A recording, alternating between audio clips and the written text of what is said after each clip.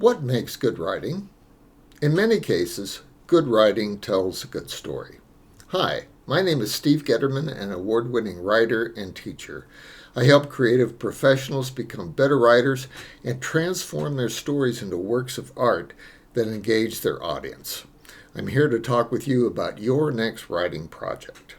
But first, I'd like to offer you a few samples of some of the work that I've done over the years, much of it for prominent people and organizations. The first one, I think I have it on the floor here.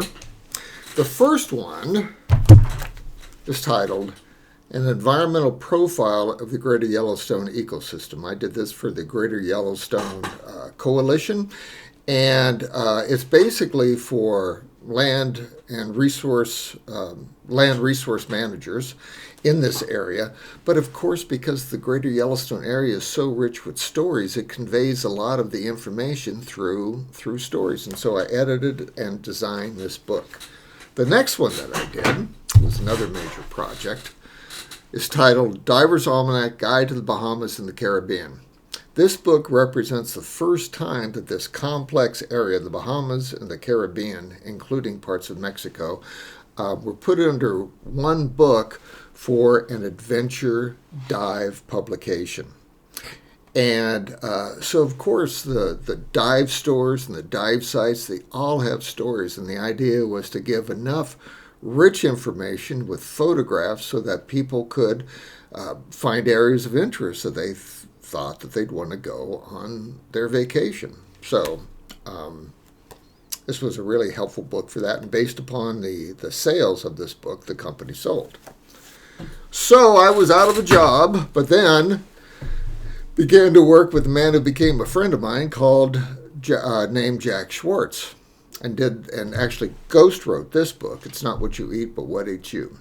Jack Schwartz was known as a medical intuitive and somebody who had tremendous mind-body controls. And what that meant was that he could regulate things in his body that most of us would think were outside of our control. So he was studied by research institutes throughout the world, mainly biofeedback institutes. Did a lot of brainwave studies with him to figure out how he was able to do what he did. He had a lot of stories. He's no longer with us. A lot of stories, and he was also a very good educator.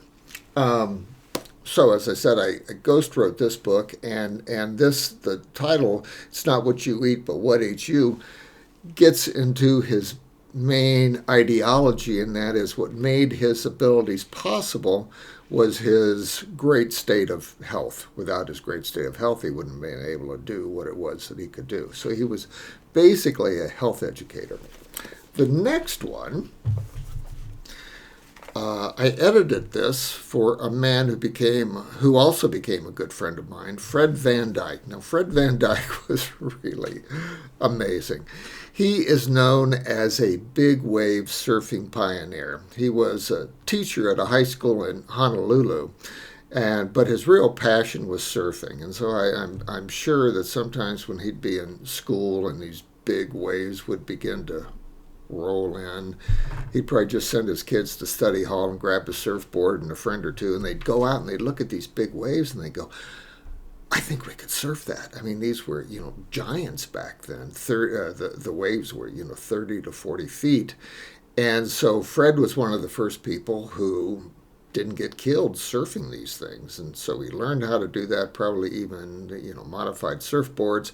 I have no idea how big the waves are that people are surfing now, but Fred was one of the folks who began to make surfing these big waves possible. Unfortunately, Fred is no longer with us either.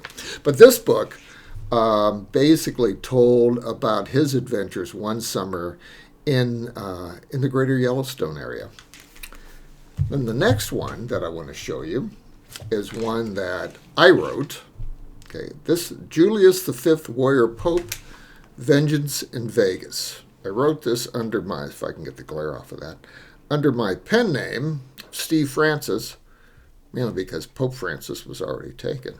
Actually, I'm kidding about that. My middle name is Francis. So anyway, I wrote this as a screenplay initially as a comedy, and it won several awards, and I was working, still am, working with Hollywood producers, although it hasn't been turned into a movie yet, much to my dismay. But Hollywood, especially for comedies, want the movie to be less than 2 hours. And so you just have to cut and cut and cut and cut until you get things really bared down without really losing the premise of the story. So it's actually a lot of work to do that kind of editing. So after all that was done, I decided to turn the screenplay into a book, which I did, and put everything back in that the Hollywood producers made me take out, as well as about 40 pages of backstory, which is the beginning of the book, probably my favorite part of the book. And it's been reviewed quite highly by people who've read it.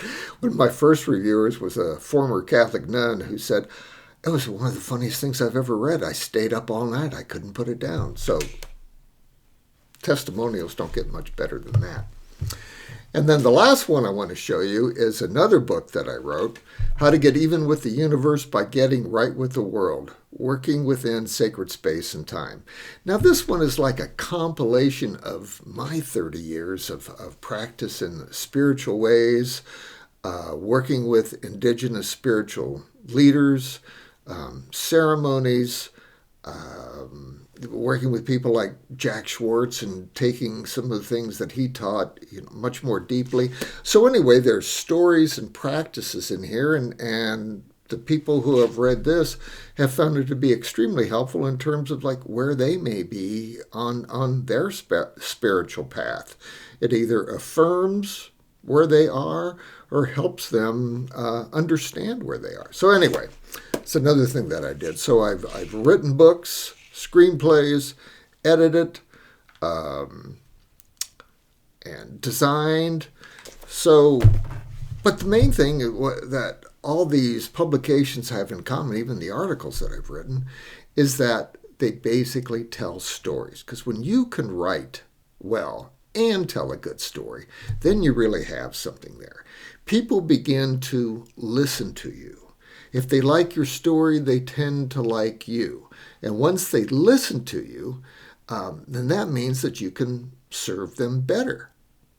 Okay? Whether it's, and then they begin to take the right action, whether it's turning the page to keep reading, whether it's to buy a product or a service, or to support a cause that you might be promoting. So ask yourself, does my writing, does my presentation tell a good story to the audience that I'm engaged with? And that's where I come in. Of course, I can do the basic, well, more than the basic, writing and editing, but normally I gear things to use story to build a message that connects with your audience so that your audience takes the action that you want your audience to take. So that's pretty much it. So if that's of interest to you, or you have questions or comments about what I've said, then please feel free to contact me. You can email me at my personal email address, which is migratoryanimal@gmail.com. Migratoryanimal, all one word, at gmail.com. If you remember, you can put editing in the subject head, and I'll get back with you, I'm sure, in a fairly short time, and we can, begin a conversation to see if there's something that I can do for you. So that's that for now. I hope that you found this somewhat of interest to you. I look forward to hearing from you. In the meantime, good luck with all the good things that you're doing.